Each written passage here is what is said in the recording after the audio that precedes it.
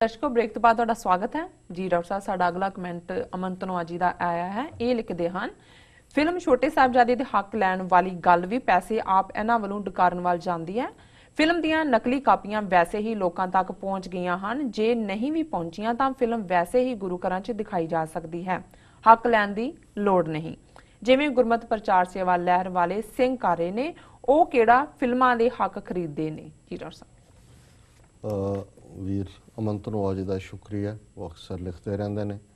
ਅਸੀਂ ਪਿਛਲੇ ਦਿਨਾਂ 'ਚ ਡਿਸਕਸ ਕੀਤਾ ਸੀ ਵੀ ਕਿਵੇਂ ਸ਼੍ਰੋਮਣੀ ਕਮੇਟੀ ਦੇ 1000 ਕਰੋੜ ਦੇ ਲਗਭਗ ਬਜਟ 'ਚੋਂ ਅਨਸਪੈਸੀਫਾਈਡ ਅਮਾਊਂਟ ਮੱਕੜ ਨੇ ਕਿਹਾ ਕਿ ਜੀ ਅਸੀਂ ਚਾਰ ਸਾਹਿਬਜ਼ਾਦੇ ਫਿਲਮ ਦੇ ਹੱਕ ਲੈ ਲਏ ਨੇ ਔਰ ਅਸੀਂ ਸਿੱਖੀ ਪ੍ਰਚਾਰ ਲਈ ਦਿਖਾਵਾਂਗੇ, ਅਮਾਊਂਟ ਨਹੀਂ ਦੱਸਿਆ। ਔਰ ਉਹਨਾਂ ਨੇ ਅਮਨ ਧਨੋਆ ਜੀ ਨੇ ਕਿਹਾ ਕਿ ਵੀ ਇਹ ਵੀ ਜਿਹੜਾ ਨਾਂ ਦੱਸਣਾ ਹੈ, ਉਹਦੇ ਨਾਂ 'ਤੇ ਪੈਸੇ ਹੀ ਡਕਾਰੇ ਨੇ ਇਹਨਾਂ ਨੇ, ਕਿਉਂਕਿ ਆਲਰੇਡੀ ਚਾਰ ਸਾਹਿਬਜ਼ਾਦੇ ਫਿਲਮ ਦੀਆਂ ਕਾਪੀਆਂ ਵੀ ਅਵੇਲੇਬਲ ਨੇ ਸਾਰੇ ਪਾਸੇ ਔਰ ਆਲਰੇਡੀ ਉਹਨੇ ਪੈਸੇ ਬਣਾਏ ਹੋਏ ਨੇ।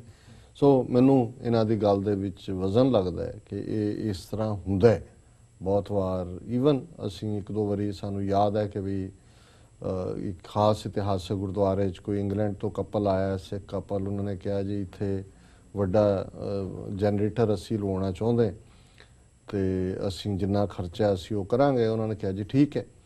ਔਰ ਇਹ ਹੋਇਆ ਵੀ ਉਹਨਾਂ ਨੇ ਜਨਰੇਟਰ ਦਾ ਜਿੰਨਾ ਅਮਾਊਂਟ ਸੀ ਦੇ ਦਿੱਤਾ, ਲੱਗ ਗਿਆ।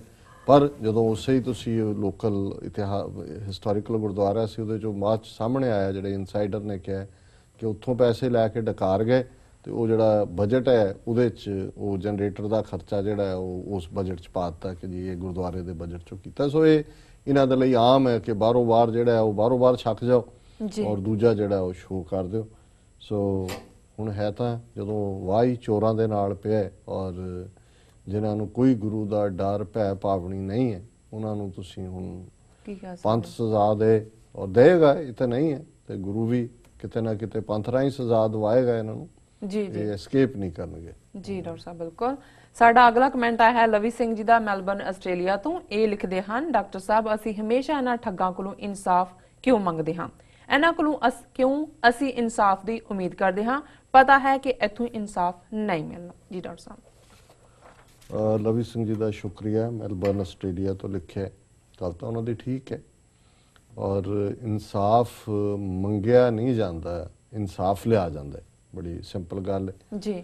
ਔਰ ਜ਼ਾਹਰ ਹੈ ਜਦੋਂ ਅਸੀਂ ਹੁਣੇ ਹੀ ਇਹ ਵਿਚਾਰ ਕਰਕੇ ਹਟੇ ਹਾਂ ਕਿ 67 ਸਾਲਾਂ 'ਚ 68 ਸਾਲਾਂ 'ਚ ਕਿਵੇਂ ਇੱਕ ਤੋਂ ਬਾਅਦ ਇੱਕ ਤਰੀਕਾ ਸ਼ਾਂਤਮਈ ਜਾਂ ਬਾਅਦ ਦੇ ਵਿੱਚ ਈਵਨ ਹਥਿਆਰਬੰਦ ਵੀ ਅਸੀਂ ਇਸ ਲਈ ਕਿ ਉਸ ਸਿਸਟਮ ਦੇ ਵਿੱਚ ਅਸੀਂ ਆਣ ਅਣਖ ਨਾਲ ਰਹਿ ਸਕੀਏ। ਲੇਕਿਨ ਜ਼ਾਹਰ ਹੈ ਕਿ ਵੀ ਦੁਸ਼ਮਣ ਤਾਂ ਤੁਹਾਡੀ ਹਸਤੀ ਮਿਟਾਉਣਾ ਚਾਹੁੰਦਾ ਹੈ। ਟੋਟਲ ਵਾਰ ਦਾ ਮਤਲਬ ਇਹ ਹੁੰਦਾ ਹੈ ਵੀ ਇਹਨਾਂ ਦੀ ਬਿਲਕੁਲ ਜੈਨੋਸਾਈਡ ਵੀ ਇਹੀ ਹੁੰਦਾ ਹੈ ਕਿ ਜੀਨ ਖਤਮ ਕਰ ਦਿਓ ਜੀ। ਅੱਗੋਂ ਨਸਲ ਕੁਸ਼ੀ ਸ਼ਬਦ ਵੀ ਇਵੇਂ ਹੀ ਆਇਆ, ਕੁਛ ਪਰਸ਼ੀਅਨ ਦੇ ਵਿੱਚ ਮਾਰਨ ਨੂੰ ਕਹਿੰਦੇ ਨੇ ਕਿ ਨਸਲ ਮੁਕਾ ਦਿਓ। ਔਰ ਉਹ ਨਸਲ ਉਹਨਾਂ ਨੇ ਇੱਕ ਪੂਰੀ ਜਨਰੇਸ਼ਨ ਦੀ ਵੈਸੇ ਮੁਕਾਈ। ਜਿਹੜੇ ਹੁਣ ਡਰੱਗੀ ਨੇ, ਸ਼ਰਾਬੀ ਨੇ ਜਾਂ ਡਰੱਗੀ ਨੇ, ਜਿਹੜਾ ਪੰਜਾਬ ਸੀ ਕਿ ਜੀ ਪੰਜਾਬ ਦੇ ਬਜਟ 'ਚ ਐਤਕੀ ਬਹੁਤ ਖਾਪਾ ਸ਼ਰਾਬ ਦੇ ਠੇਕਿਆਂ ਦੀ ਨਿਲਾਮੀ ਨਾਲ ਪੂਰਾ ਹੋਇਆ ਜੀ। ਹੁਣ ਸ਼ਰਾਬ ਜਾਂ ਡਰੱਗਸ ਵੀ ਅਲਟੀਮੇਟਲੀ ਤੁਹਾਡੀ ਜਿਹੜਾ ਖਾਸ ਤੌਰ 'ਤੇ ਮੇਲ ਨੇ ਉਹਨਾਂ ਦੇ ਬੱਚੇ ਪੈਦਾ ਕਰਨ ਦੀ ਕੈਪੈਸਿਟੀ ਨੂੰ ਇੰਪੇਅਰ ਕਰਦੀ। ਇਹ ਵੀ ਇੱਕ ਤਰੀਕਾ ਹੈ ਕਿ ਜਿਹਦੇ ਥੱਲੇ ਤੁਸੀਂ ਜਿਹੜੀ ਹੈ ਨਸਲ ਮੁਕਾ ਰਹੇ ਹੋ। ਉਸ ਤੋਂ ਪਹਿਲਾਂ ਹੀ ਫੈਮਿਲੀ ਪਲੈਨਿੰਗ ਦੇ ਨਾਂ ਥੱਲੇ ਜਿਹੜਾ ਉਹਨਾਂ ਨੇ ਸਭ ਤੋਂ ਜ਼ਿਆਦਾ ਜ਼ੋਰ ਪੰਜਾਬ ਦੇ ਵਿੱਚ ਸੀ ਕਿ ਜੀ ਹਮ ਦੋ ਹਮਾਰੇ ਦੋ, ਇੱਥੋਂ ਸ਼ੁਰੂ ਹੋਇਆ ਫਿਰ ਇੱਕ 'ਤੇ ਆ ਗਿਆ। ਹੁਣ ਬਹੁਤ ਸਾਰੇ ਇੱਕ ਦੇ ਨਾਲ ਸਟਿਕ ਕਰਦੇ ਨੇ। ਔਰ ਉਹ ਵੀ ਜਿਸ ਤਰੀਕੇ ਦਾ ਉੱਥੇ ਬਿਮਾਰੀਆਂ ਔਰ ਕੈਂਸਰ ਬੈਲਟ ਔਰ ਪਾਣੀ ਗੰਦਾ। ਔਰ ਮੇਰੀ ਪਿਛਲੇ ਦਿਨਾਂ 'ਚ ਗੱਲ ਹੋ ਰਹੀ ਸੀ ਲਾਸੂਟ ਯੂਰੇਨੀਅਮ ਜਿਹੜਾ ਪਾਣੀ 'ਚ ਉਹਦੇ 'ਤੇ ਹੋਇਆ ਹੋਇਆ। ਜਦੋਂ ਆਉਣ ਵਾਲੇ ਦਿਨਾਂ 'ਚ ਕੋਈ ਫੈਸਲਾ ਆਇਆ ਉਹ 'ਤੇ ਅਸੀਂ ਗੱਲ ਵੀ ਕਰਾਂਗੇ। ਸੋ ਇਹ ਜਿਹੜੀਆਂ ਹੈਵੀ ਮੈਟਲਸ, ਯੂਰੇਨੀਅਮ, ਇਹ ਕਿੱਥੋਂ ਪਾਣੀ 'ਚ ਆ ਗਿਆ ਕਿ ਜੀ ਇਹ ਥਰਮਲ ਪਲਾਂਟ 'ਚੋਂ ਆਇਆ ਹੈ ਕਿ ਜੀ ਫਰਟੀਲਾਈਜ਼ਰ 'ਚੋਂ ਆਇਆ ਹੈ।